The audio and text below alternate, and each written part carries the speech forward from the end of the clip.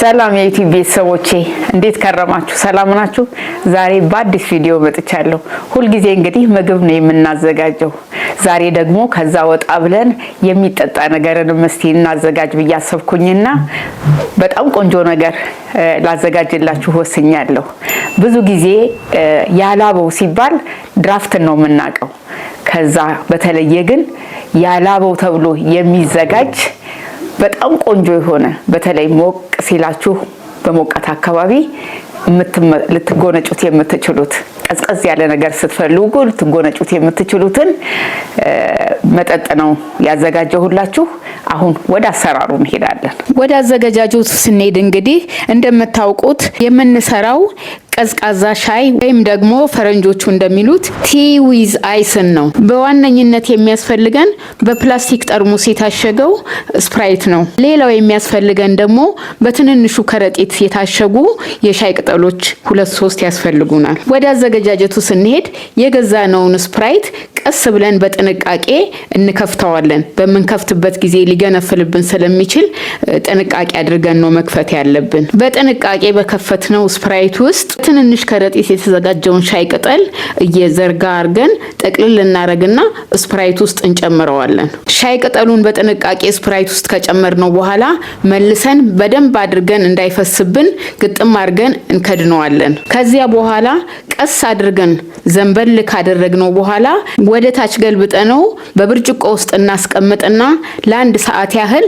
ፍሪጅ ውስጥ እናቆየዋለን እንዲብላላልን። እንደምታውቁት እንግዲህ በሀገራችን ከቡና ቀጥሎ ደግሞ እንደ ቡና የምንጠጣው ሻይን ነው። ሁልጊዜ ደግሞ ሻይን መጠጣት ሊሰለቸን ይችላል፣ ማፍላቱንም ሊሰለቸን ይችላል። ስለዚህ ከውጪ ስንመጣ ስፕራይታችንን ገዛ አድርገን መተን በቀላሉ ቤታችን ውስጥ አዘጋጅተን ለየት ያለ ደግሞ ቀዝቀዝ ያለ አንዳንድ ጊዜ ትኩስ ነገርም ላያስፈልገን ይችላልና ቀዝቀዝ ያለ ነገር በመንፈልግበት ጊዜ ይሄንን አዘጋጅተን መጠቀም እንችላለን ማለት ነው።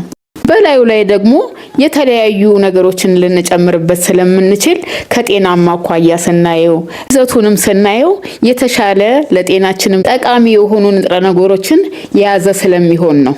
ከ1 ሰዓት በኋላ ከፍሪጃችን ውስጥ አውጥተነዋል። ከለሩን ቀይሯል፣ ወደ ቢጫነትም ተቀይሯል።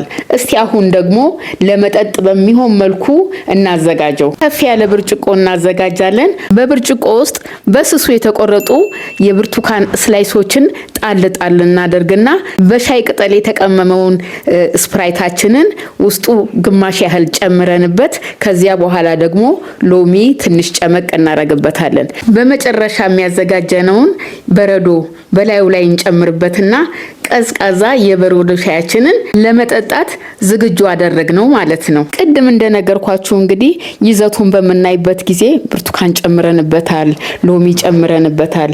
የቫይታሚን ሲ ኮንቴንቱ በጣም ሃይ ነው የሚሆነው፣ ከፍተኛ ይሆናል። ስለዚህ ለሰውነታችንም ይጠቅመናል። በዚያ ላይ ደግሞ ኃይልን ይሰጠናል፣ ብርታትን ይሰጠናል። አነቃቂም ነው ሻይ እንደምታውቁት። ስፕራይትም እንደዛው አነቃቂ ነውና ያነቃቃናል። ቁጭ ብለን ማታ ቴሌቪዥናችንን እያየን ዘና እንድንልም በጣም ስለሚጠቅመን ስሩና ተጠቀሙበት ብዬ ነው እንግዲህ የምመክራችሁ። በዚህ ዝግጅት ላይ ያላችሁን ኮሜንት እንግዲህ በኮሜንት ሴክሽናችሁ ላይ ታሳውቁኛላችሁ ብዬ ጠብቃለሁ። በተረፈ እንግዲህ በሌላ ቪዲዮ ላይ እስከምንገናኝ ድረስ በሰላም ያገናኘን። ቸር ሁኑልኝ።